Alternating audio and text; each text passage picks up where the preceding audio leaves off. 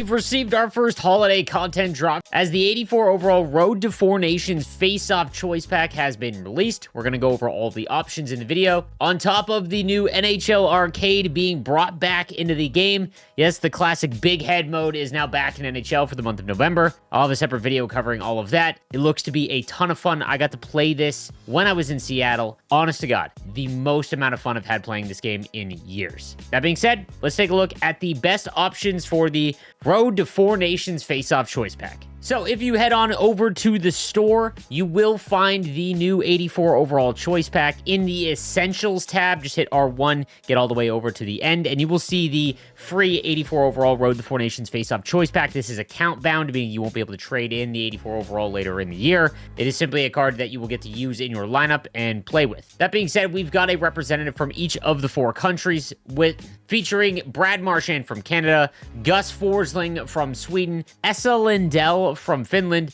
and Matthew Tkachuk from the United States. Again, you will get to select one of these. Taking a look at Brad Marchand, always a pretty rough card because he is obviously smaller and his skating is always very low. In NHL 25, skating isn't as important because the progression is much lower, but that being said, 86 speed, 85 excel, and 86 agility on a card that's 84 overall when progression is already a little bit higher than that, that's obviously going to be tough to stomach. He's got mid-80 shooting, 85 hand stats across the board, body checking's at 84, and he is a pure left-handed winger. He does get two-way forward, which will help out his endurance just a little bit, as well as silver born leader. I gotta be honest with you, even though I am from Canada, I'm not a big Brad Marchand fan, and this is not a pick for me unless you are a Bruins fan, obviously. Next up, we've got Gus Forsling from Sweden. 6 foot 195, does come with two-way defenseman, which is one of the best synergies in the game, in my opinion. 86 speed, 86 excel, but 89 agility. Again, kind of in the lower end that what we've got right now. His shot is pretty rough as well. Hand stats are in the mid-80s. Body checking's 82, but his defensive awareness and stick checking do get up to 89 with two-way defenseman activated. Send It has proven to be one of the most useless abilities in the game, in my opinion. If you use the button passing on the breakouts, you will get an auto sauce anyways, so it really isn't worth activating. Now, this is going to depend on lineup flexibility, obviously. If you are looking for a left-handed defenseman that could play in your lineup, Gus Forsling could probably be in your bottom pairs if you didn't get Zdeno Chara or Jay Bouwmeester, but still, not a fantastic option, just half decent. Next from Finland, we've got the 84 overall Esa Lindell, 6 foot 3, 216, great size, does come with defensive defenseman as well, and silver shutdown, which is still an effective ability. 84 speed, 83 excel, and 86 agility, but it does come with 84 endurance. Again, a really rough skater. His shot accuracy is in the toilet, as are his hand stats, but deking and hand-eye on a defenseman isn't super important. Does have 89 body checking, 91 defensive awareness, and 92 stick checking. This would be a decent card to pair on your third pairing with, let's say, Jamie Drysdale, for example, just because he is much bigger and able to actually knock people off the puck. But again, due to his skating, he's not going to play high in your lineup more than likely. And then lastly, we've got the 84 Matthew Tkachuk, 6'2", 206 with power forward, which is one of the least impactful synergies. It's also pretty tough to activate. He does come with silver unstoppable force, which isn't bad, but at 84 speed, 83 excel. On a winger, speed matters a little bit more because you're not able to burn anyone down the boards. However, if you do activate unstoppable force, you can hold on to the puck. It is very hard to knock players off the puck already. He has a mid-80s shot, mid-80s hand stats, decent body checking,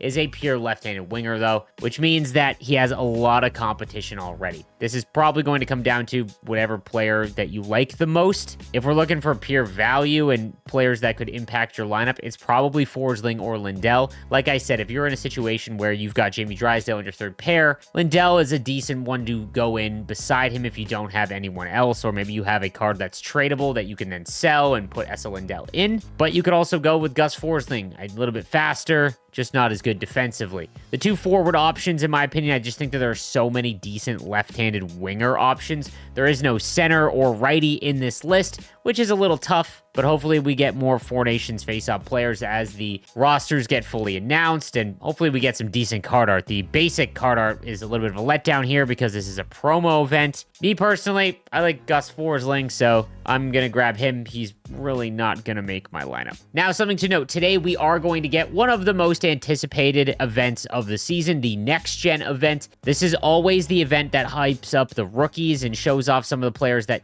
don't have card art in the game. So this year, it'd be collegiate players like Macklin Celebrini from my San Jose Sharks, as well as Matvei Michkov, two of the most exciting players in the game that everyone wants a shot at, hopefully. Just very exciting players, and hopefully they give them great attributes and abilities. Now, my guess is that they probably separate Michkov as well as Macklin Celebrini and don't put them both in 1 week. But if you want to see the brand new content drop and go over the entire event live, I stream all events, again, twitch.tv/nosleeves12, and we'll break down the full event. Also, want to touch quickly, again, if you haven't watched my holiday content drop video that went over all of the details that they released, but it does look like we are going to also receive a Four Nations face-off tournament. I have no idea how that is going to operate. My guess, it is nowhere near the level of the Gaming World Championship. That is no longer happening. But for any of the competitive players out there that are looking for something to compete in, it does look like we are going to get more details on the Four Nations face-off tournament. Thank you guys again for watching, and I'll see you next time. Have a good one.